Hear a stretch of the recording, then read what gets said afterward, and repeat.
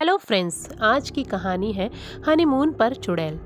रोहन और निशा की शादी बड़े धूमधाम से हुई थी। शादी के बाद दोनों ने अपने हनीमून के लिए एक पहाड़ी इलाके में स्थित एक खूबसूरत शांत रिसोर्ट चुना।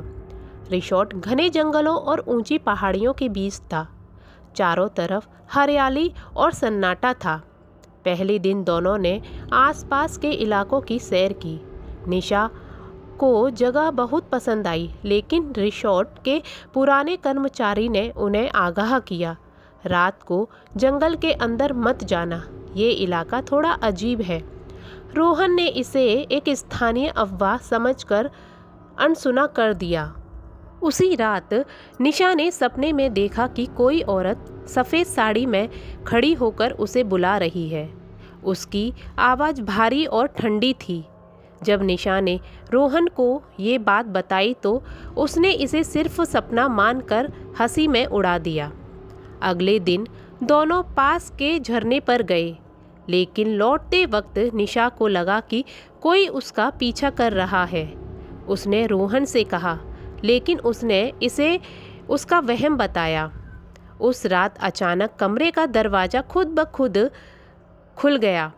तेज हवा के साथ दरवाजे के पास एक परछाई दिखाई दी। रोहन ने टॉर्च लेकर देखा, लेकिन वहाँ कोई नहीं था। निशा डर गई और रोहन ने उसे समझाया कि ये सिर्फ हवा होगी। लेकिन अगली सुबह निशा के हाथ पर खून के निशान थे। उसे याद नहीं था कि ये निशान कैसे आए। तभी रिसोर्ट के मालिक ने बताया कि कई साल पहले इस जगह पर एक नवविवाहित जोड़ा आया था। उसकी हत्या जंगल में हुई थी और जब से लोग कहते हैं कि यहाँ उनकी आत्मा भटकती है। रोहन और निशा ने हिम्मत जुटाकर उस जंगल में जाने का फैसला किया।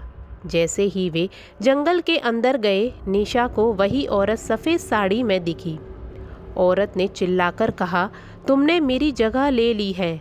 रोहन ने निशा को लेकर भागने की कोशिश की, लेकिन वे जंगल में भटक गए। तभी एक गहरी आवाज़ आई, जो यहाँ आता है वो वापस नहीं जाता। किसी तरह सुबह का उजाला हुआ और दोनों जंगल से बाहर निकलने में कामयाब हुए। उन्होंने तुरंत रिसोर्ट छोड़ दिया, लेकिन जब वे शहर पहुंचे तो निशा के चेहरे पर वही सफ़ेद साड़ी वाली औरत की झलक दिखाई दी। क्या निशा बच पाई? क्या वह चुड़ैल अब उसके साथ हमेशा के लिए जुड़ गई थी? यह सवाल अब भी एक रहस्य है। तो ये सब जानने के लिए आगे की कहानी ज़रूर सुनिएगा। Thank you so much.